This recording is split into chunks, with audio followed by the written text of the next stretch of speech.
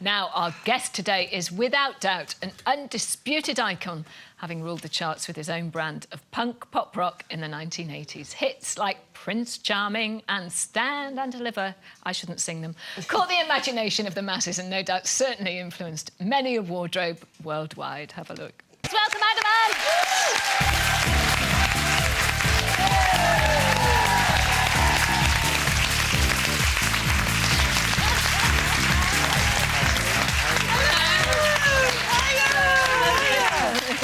Wow, what's it like seeing all that back? That was fantastic. Just so iconic, that. I get asked to do the eye movement quite a lot, you know, that thing, which I can't do now. What thing? You know, there's the Can't do it. eye thing, yeah. I know what you mean. I was such a fan of it. I mean, I'm going to really depress everyone, but I was only 8. but I was absolutely obsessed. I can't believe you sat there. It's like going back in time. No, I'm really thrilled too. I'm very excited to be here. You know what? Some bands from that era are a little bit embarrassed about what they were wearing. Spandau Ballet. Duran Duran. Are you? Thompson Twins. Anyway, No, not really. Because No, you still, I think, still look cool. I don't really. I don't really care what people think as long as they don't sort of do anything about it. You know, they can look, but just don't touch. You know, that's the way I want to wear it. I wear it, and I'll stand up for that. You know? It was absolutely massive in that era because those are the days when you actually had to sell some records to get to #1, didn't you? Yeah. You now you have to sell about 40, don't you? But then you didn't have to be in a talent show. Yeah, millions and millions of records. You were massive. And what were those days like? Yeah, it was. Yeah, it sold 60,000 a day to get to in the top 60,000 5. a day? Yeah, it was loads, honestly. It was 60,000 a day, and I don't know. I probably. You know, it's just unreal now. It's just completely different now. But that's the way of the world. But I probably played to probably about 150,000 people before I went on Top of the Pops. Wow. So a lot of people had seen it, but it was underground, you know. But then do you look back on those days fondly, Adam? Do you know? Did you?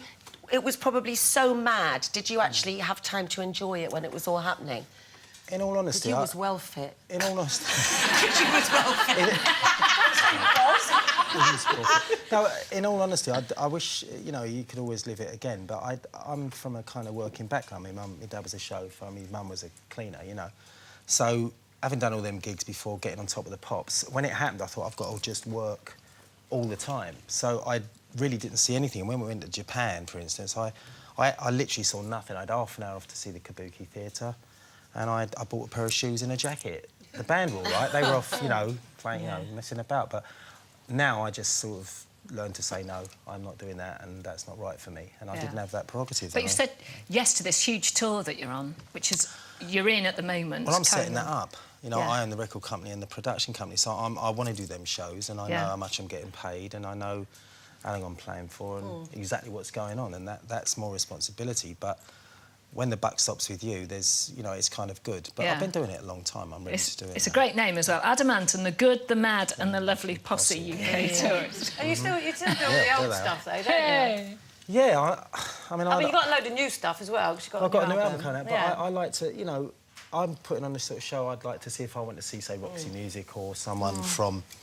you know, my sort of childhood growing up. So I do all the hits, I do some rare stuff, the early stuff, and well, I'm just rehearsing 2 or 3 songs off the new album. Are you working with an all-girl group?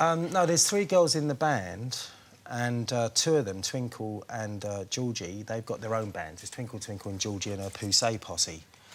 Georgie Girl and a Poussey posse. And there's 3 girls... There's 3... Push posse. Get it right, Push. And there's 3 girls called Dressing for Pleasure. And they're my twin nieces, Alexis and Naomi, and they have a drummer, Jessica, from Liverpool. So they're all girls, they all write, and I just sort of help them get the songs recorded. It's amazing, though. Don't you think it's gone... The record companies, in a way, have gone... it's probably anti-talent shows. Not that there's anything wrong with them, but people like you are just doing it themselves. They've got their own record companies. Yep. So many big artists are doing that now because they don't want to be in control. Yeah, well, and that's what it was about. Well, I signed a contract in 1980 that I've lived to, you know, regret.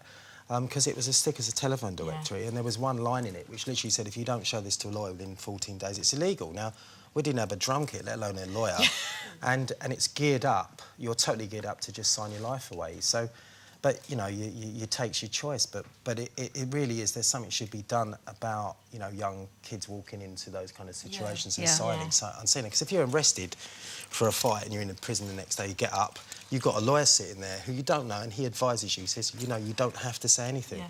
But with that, there is nothing at all, and I've had to buy my way out of that contract, and it's taken a long time over the years. But there you go.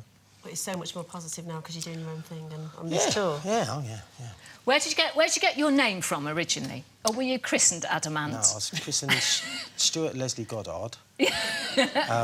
And Stuart and the Ants didn't sound very good. But Adam was like the first man, and I'd been doing a lot of groundsman work. I was a groundsman on a tennis court, and I used to do a lot of demolition. So I wasn't shaped like David Bowie or Alice Cooper, like really slender. Yeah. I was a bit like that. And so the Adam was the first man, and Ant was just purely, you know, Beatles, you know. Yes. So. And also, I see. All right, OK. And after a nuclear explosion, ants you can't kill an ant. So that was it. That's a good name. So you've got a big gig coming up in London? Yeah, I'm playing a place called the Choxy Theatre on the 20th of November, which is a very beautiful old theatre. And I like playing old theatres. There's...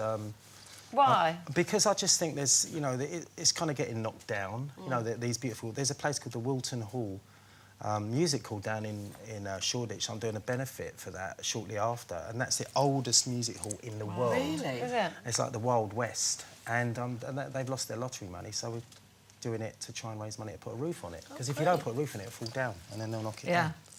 Oh, brilliant. So now, we're going to be talking a little bit later about dressing to impress your man. yeah. I'd be interested to hear what you've got to say, Adam. So please do stay with us. So make sure you stay. I'm delighted to say that we're still joined by Adam Ant.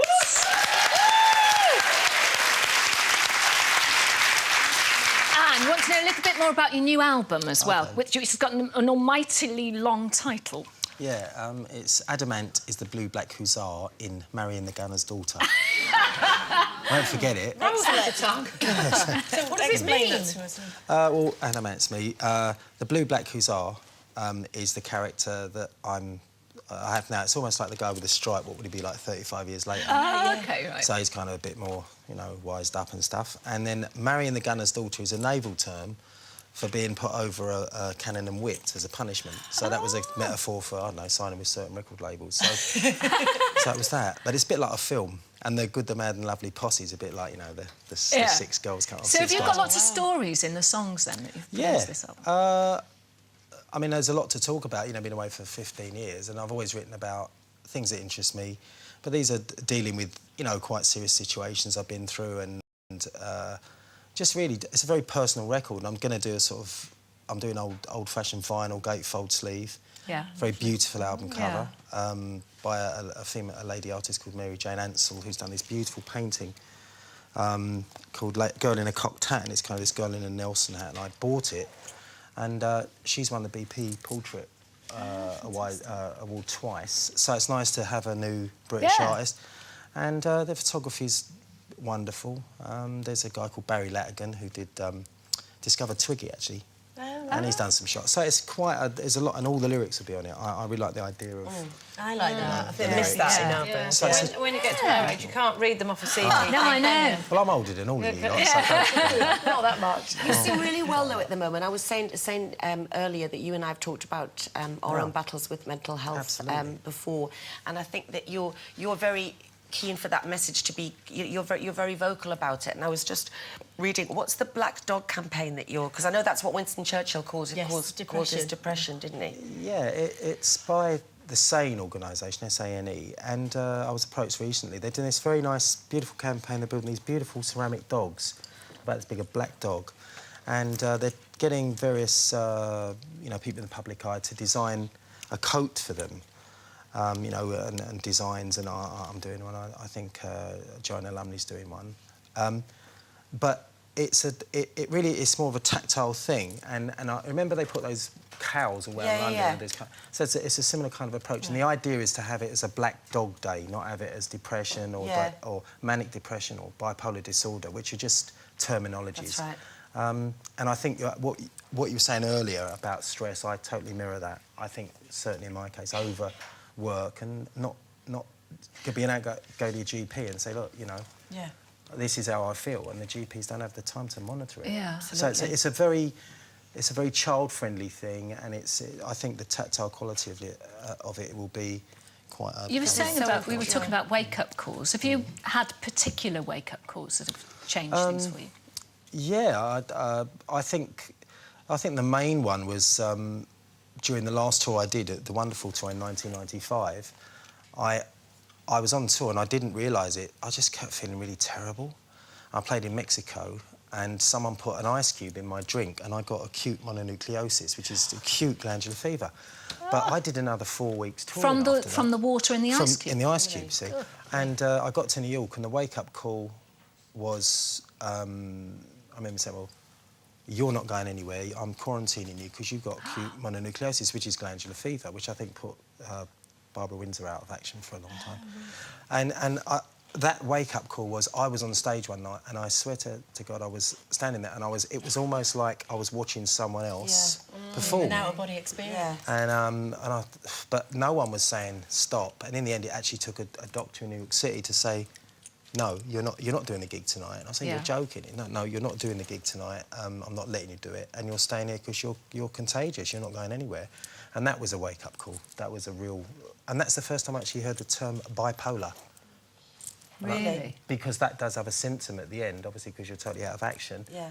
You go nuts a little bit. You go kind of, you know, you can't work. Yeah. If you can't work, you're kind of persona non gratis. So that was the first time. Has it been things more like that than the big age? You know, we were saying earlier, weren't we? I mean, people go, oh, it's the big 4-0, I'm going to do this, the big 5-0. Do you think it... Age comes into it, I think, with what kind of music you're into. I mean, you either... If you last past the sort of first, you know, bout of pop or rock and roll, whatever, and you can, I think, play live and you're responsible for your own music, then you have an advantage.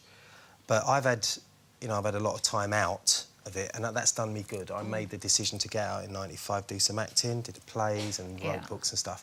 And the main thing in me was having my daughter, because when she came along, that was like, my life changed. So How old is she? She's 13. Yeah. And life just changed completely, because I was a house dad for 5 years, and, you know, nappies and loved all that. it. Yeah. And that's the hardest work I've ever done in my life. Yeah. So, you go to work for a break, don't you? Yeah, that was it. So, but I think in lasting the way, I always look to the people that went before, and there's always people that kind of went before. You look at a Springsteen, still getting up. Doesn't matter. Absolutely. You just go and see Yeah, Springsteen. totally, yeah. And I went to see Tony Bennett a month ago. Amazing. This guy, you know, I'm sitting there taking notes. Oh, wait a minute. It's Just fantastic. incredible. That's what I'd like to eventually... You've got such an amazing image. Is that sort of manifested over the years, you know, dressing to impress? Is it very much part of your music? It is for me, because I was influenced by people that, you know, T-Rex and Moxie Music and... Does it make you feel more like you when you're dressed up? It is. It's a bit like preparation. And when no matter where I am, I can be in a... It can be like 50 people around, or in a club. It can be the most plush place. It can be any major event. But you switch off, and it's almost like looking at a chessboard. You know, I put the makeup out. It's all laid out. I get ready. I prepare. You've got to switch off. It's almost a kind of prayer mentality. Yeah. Same for athletes. Same for anybody. Do you know, Adam, it's wonderful to see you back. Thank you, it's very nice and if anybody wants to go and see Adam, remember, it's Adamant and the Good, the Mad and the Lovely Posse UK tour from now until the end of January, more or less, right up to next the end year. of the year. Yeah. Adamant, everybody. Thank you. Thank you.